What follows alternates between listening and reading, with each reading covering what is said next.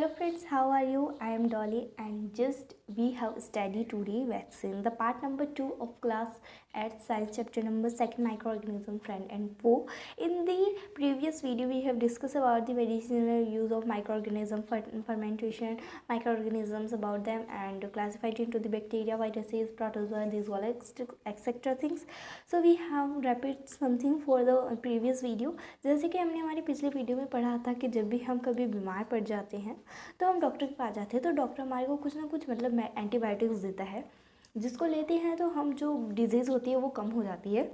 ऐसे ही हमने फर्मेंटेशन में पढ़ा था कि जब हम जो फर्मेंटेशन की जो अल्कोहल और जो शुगर जो होती है वो कन्वर्ट करती है अल्कोहल में बाय यीस्ट। दिस प्रोसेस जो होती है वो कन्वर्जन की शुगर की ये अल्कोहल में जब कन्वर्ट करती है तो वो क्या कहलाती है, फर्मेंटेशन कहलाती है।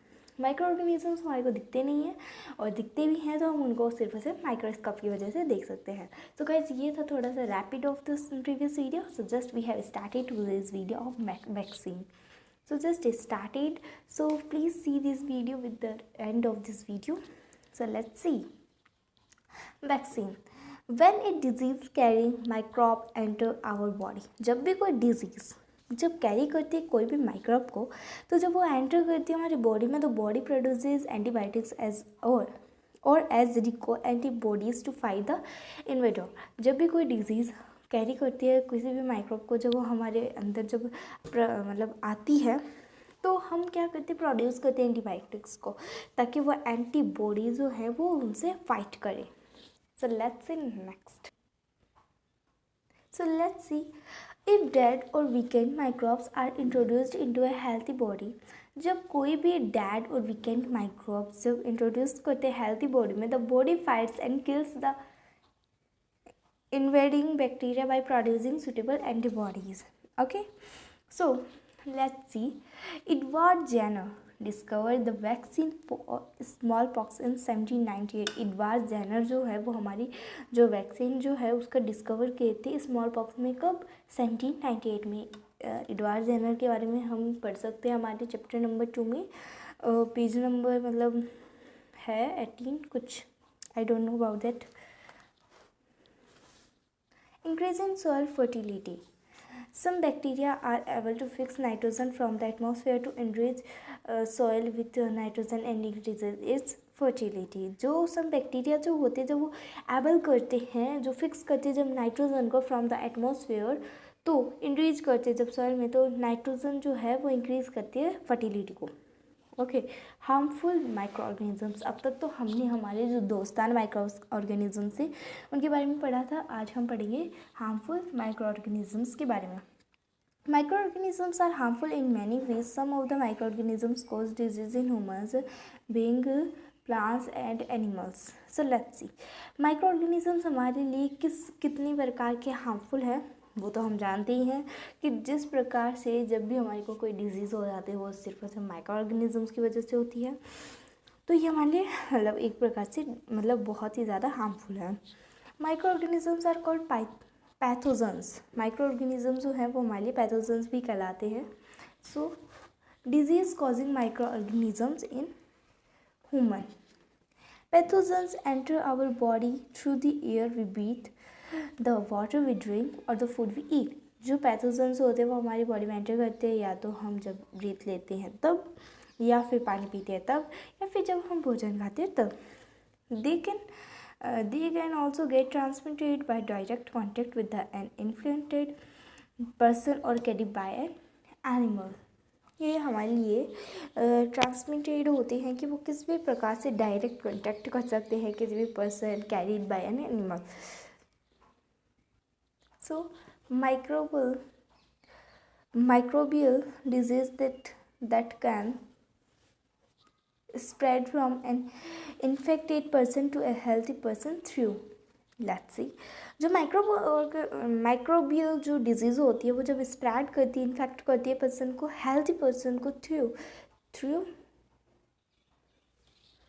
थ्रू एयर, वाटर, फूड और physical contact are called communicable disease. जो वो एयर, वाटर किसी भी तरह से जब वो हमारे कांटेक्ट में आती है तो उसे हम कम्युनिकेबल डिजीज़ कहते हैं. Example of such disease like cholera, common cold, chickenpox and tuberculosis.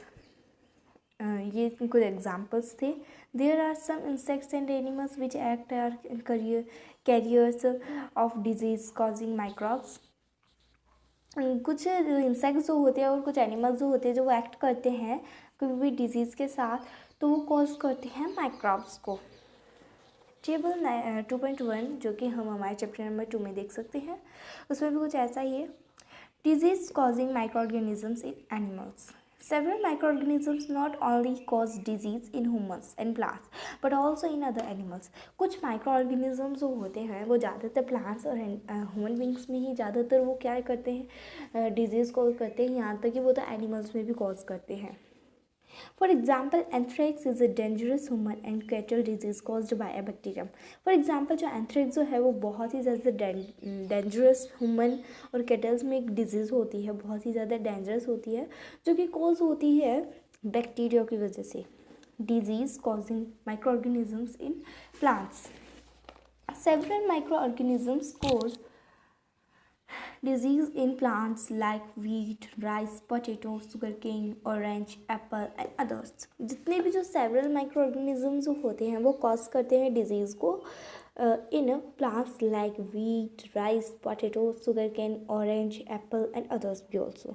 ये कुछ several microorganisms होते हैं जो कि डिजीज़ करते हैं plants में, like wheat plants में भी, wheat में, rice में, potato में, sugarcane में, इन सब में।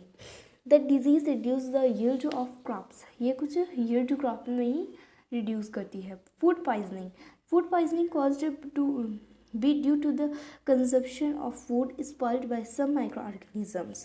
जो food poisoning जो होता है वो कुछ consumption में होता है, जैसे को food spoiled by the microorganisms.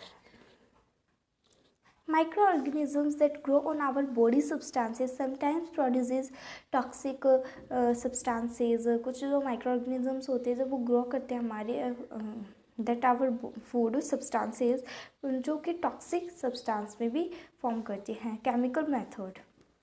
Salts and edible oils in the common chemicals generally used to check the growth of microorganisms. Salt और जो एडिबल जो ऑयल जो भी कॉमन केमिकल्स होते हैं वो जनरली चेक करे जाते हैं the growth of micro organisms. Therefore they are also preservatives. Preservation by common salt has been used to preserve meat and fish for eggs. Common salt जो है वो यूज़ किया जाता है preserve meat, fish for eggs. Meat and fish are covered with dry salt to check the growth of bacteria. Meat और जो fish होती है वो कवर किए जाते हैं जो ड्राई सॉल्ट होता है उससे, ताकि चेक कर सके the growth of bacteria. Salting is also use to preserve amla, raw mangoes, tamarind etcetera. Salting जो है वो यूज़ की जाती है preserve amla, raw mangoes, tamarind etcetera. Preservation by sugar से किस प्रकार से हम प्रिजर्वेशन कर सकते हैं। Jam, jellies and squashes are preserved by sugar, reduces are moisture content the growth of bacteria which spoil food. ये कुछ क्या है जो कि बैक्टीरिया जो होते हैं वो कुछ स्पॉइल करते हैं फूड में, जैसे ये प्रिजर्वेशन जो कि हम शुगर से इनको प्रिजर्व कर सकते हैं। अब देखते हैं preservation by oil and vinegar, किस प्रकार से ऑयल से और विनेगर से हम प्रिजर्वेशन कर सकते हैं। Oil vinegar, use of oil and vinegar prevents spices of pickles because bacteria can not live in sugar environment so जब हम यूज़ करते हैं ऑयल और विनेगर प्रिवेंट्स करते हैं तो वो स्पॉइल हो जाते हैं पिकल्स, बिकॉज कुछ जो बैक्टीरिया जो होते हैं वो कुछ इस प्रकार के एनवायरनमेंट में नहीं रह सकते। ओके सो गाइस, हमारा जो चैप्टर नंबर 2 था वो कंप्लीट हो चुका है। कैसी लगी वीडियो अच्छी लगी तो वीडियो को लाइक कीजिए, चैनल को सब्सक्राइब कीजिए, वीडियो को शेयर कीजिए। We will meet in our next video with the next topic with the next any sequences. सो तब तक के लिए take care and bye bye.